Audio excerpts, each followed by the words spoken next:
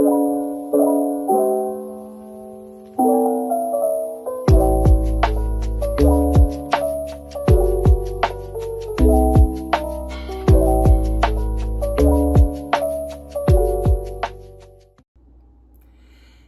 morning, good morning, everybody. Happy December. I love it, December.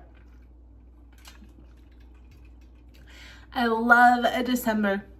It is, in fact, my favorite month of the year. That is no secret. And I just am excited for December. I'm excited for the whole season. All the way through like January, I just am in a great mood.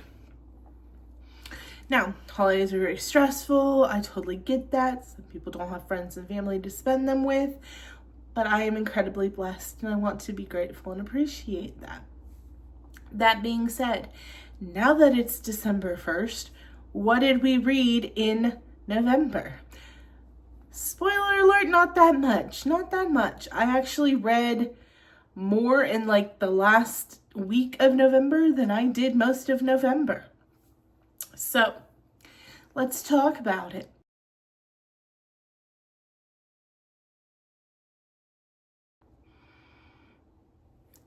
There's my graph. Let's talk about it. So the Book of Azrael came highly recommended by TikTok. It's by Amber Nicole, and I gave it 4 stars. You will see a trend this month. 4 stars, very common this month. I didn't dislike it. I didn't love it. It wasn't my absolute favorite thing in the world. It wasn't my least favorite thing in the world. I do not feel an itch to finish the series.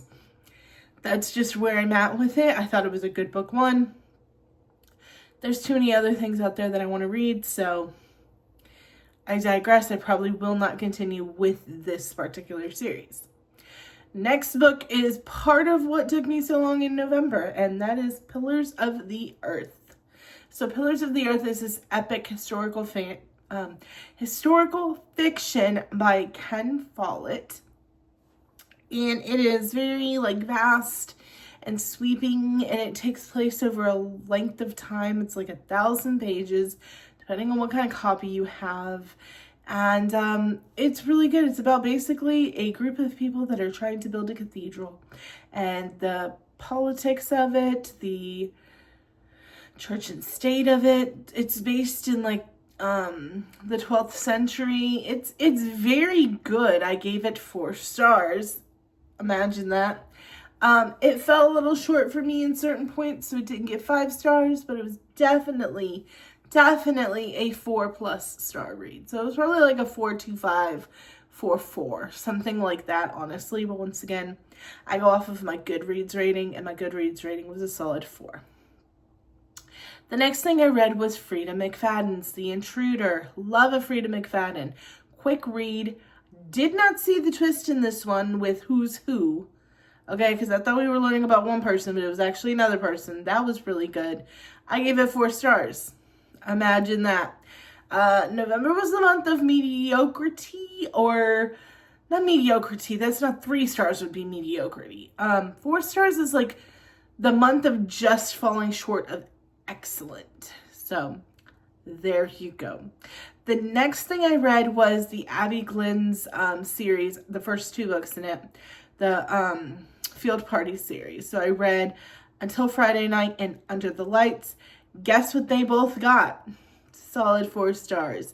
This is a small town series. I did a whole video about it, and it's basically just a small town series revolving around high school football, and it's really fun and it's really good, and I really enjoyed it. It was good.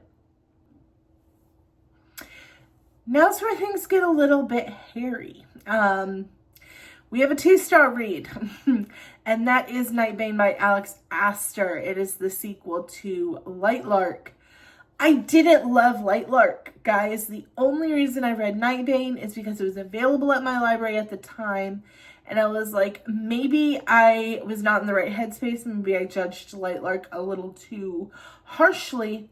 Let me just scope it out. Let me give Nightbane a shot. No, it got 2 stars. I actually ended up DNFing it. I just don't love this series. I think that it drags. I think that it's repetitive. I think that it's cliche. It's just not for me.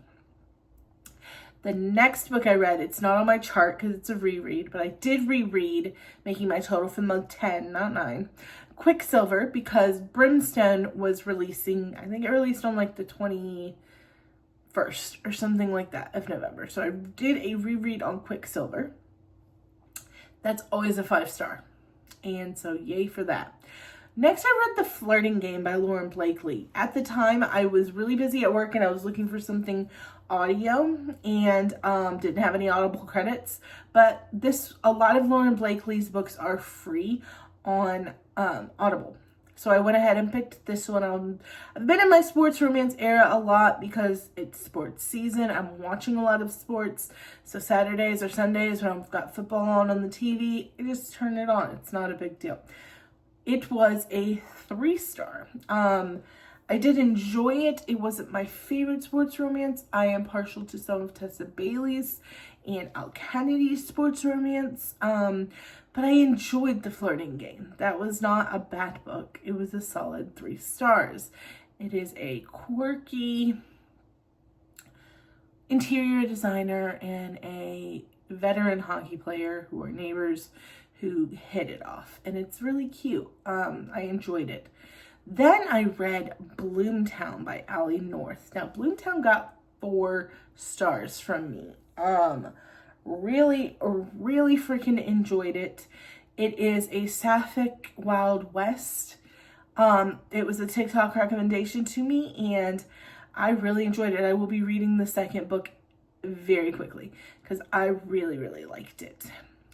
And then the last book that I read in November, the last book that got my highest rating of November, other than the reread of Quicksilver, I read Heated Rivalries by Rachel Reed. I had to do it because I watched the first 2 episodes of the HBO show and I was sad. So I was like, well, this book is coming. And I read it in like 24 hours. It was so good. I'm reading The Long Game right now, which is like the second book for this particular couple. Absolutely enjoy the shit out of it. Oh my gosh. If you like an MM romance, this book does it top tier. The show is excellent. I will be doing a video once the full first season of Heated Rivalries, the show, is done, kind of compare and contrast to the book. Really freaking enjoyed it. Absolutely love this series. Yeah, that's everything that I read in November. December is starting off good and bad. So good because I'm reading The Long Game. That is what I'm reading on my Kindle while I'm laying in bed at night. And it's really good and fun. And I'm really invested in this Shane and Ilya couple. The bad is I have a disappointment that I've been waiting for. If you didn't notice, Brimstone was not in my November reads. That's because I've been struggling since the 21st with it. I am like 25 or 28% through it. Y'all, this is not giving what Quicksilver gave me. Quicksilver was my favorite book of last year. And I'm struggling. I'm going to do a review when I'm done with it and let you know what my final thoughts are. But if we were going off how I'm feeling right now, honestly, if this wasn't the sequel to my favorite novel of last year, I probably would be DNFing. But I'm not going to do that to this book. I'm going to give it the whole entirety of the book and we'll see where we land. So yeah, look for that. But yeah, that's everything that I read in the month of November. Thanks for watching. Thanks for liking, commenting, sharing, all of that stuff. I appreciate you all and have a happy and wonderful holiday season.